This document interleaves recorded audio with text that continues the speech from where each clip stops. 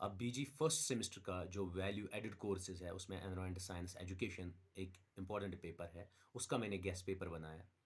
उसमें 3 सेक्शंस आते हैं, section A, section B, section सी।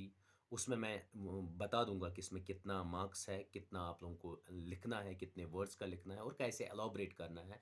और ये एनवायरमेंट साइंस एजुकेशन जो है ये मोस्टली डिपेंड होता है चार्ट्स पे, डायग्राम्स पे। इसके पे आपका जो जितना भी प्रोफेसर ज़ेरॉक्सेस है वो नोट्स नहीं चलते हैं। आप टेक्स्ट से पढ़ लीजिए, अच्छी अच्छी डायग्राम्स याद रखिए, चाहे वो एनसीईआरटी टिक की टेक्स्ट हो या और कहीं की भी टेक्स्ट हो।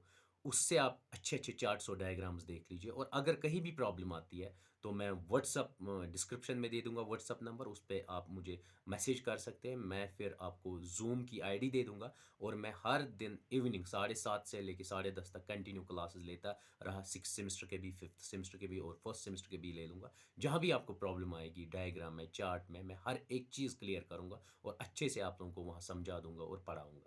अब मैं वन बाय वन पार्ट, चाहे सेक्शन ए हो, सेक्शन बी हो, सेक्शन सी हो, इसमें आपको कितना लिखना है, कितने वर्ड्स का लिखना है और कितना मटेरियल होना चाहिए और उसके कितने मार्क्स ब्रेक वाइज, क्योंकि इससे पहले नेशनल एजुकेशन पॉलिसी 2020, इससे पहले उसका एग्ज़ाम नहीं हुआ। उसमें क्रेडिट बेस है, 2 क्रेडिट, 3 क्रेडिट, 4 क्रेडिट, उनकी भी मैं डिटेल बताऊंगा कैसे कैसे मार्क्स दिए जाएंगे आपको। और उसको एलॉबरेट करूंगा आपको कितना कंटेंट लिखना है और आपको कैसे क्वेश्चन पेपर आएगा, क्योंकि इससे पहले नेशनल एजुकेशन पॉलिसी 2020 में कोई भी प्रीवियस पेपर नहीं फॉल हुआ। अब ये पहली बार लागू हुई, इसलिए आप लोगों को बहुत कन्फ्यूजन है।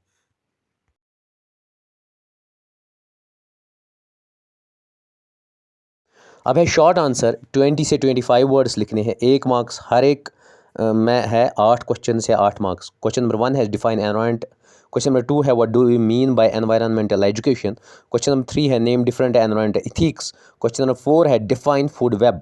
क्वेश्चन नंबर 5 है what do you mean by global warming. Question number 6 है main causes of ozone depletion. Question number 7 है differentiate between renewable and non renewable energy resources.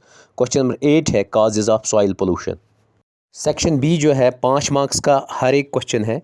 Total 4 question है तो 20 मार्क्स हो गए।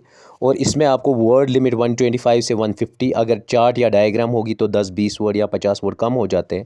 क्वेश्चन 9 है give a detail account on objectives of environment education.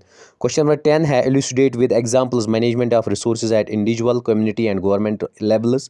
Question number 11 है define ecosystem, explain in details ecological pyramid and how energy flows. Question number 12 है what are the different procedures regarding soil waste management from collection up to disposal processes। Section C है और हर एक question का यहाँ पर 2 question करने होते हैं। एक एक क्वेश्चन का 11 मार्क्स है और यहाँ पर सिर्फ 2 ही करने हैं। 4 क्वेश्चन है, 2 ही आपको अटेम्प्ट करने हैं।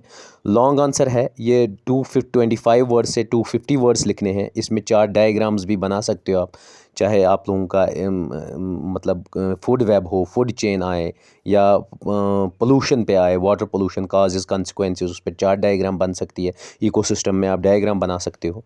अब क्वेश्चन नंबर 13 है explain the causes and consequence of climate change. Question number 14 है give a detail account on conservation of biodiversity. Question number 15 है what are the causes consequences and remedial measures of water pollution. Question number 16 है write a note on ecosystem services.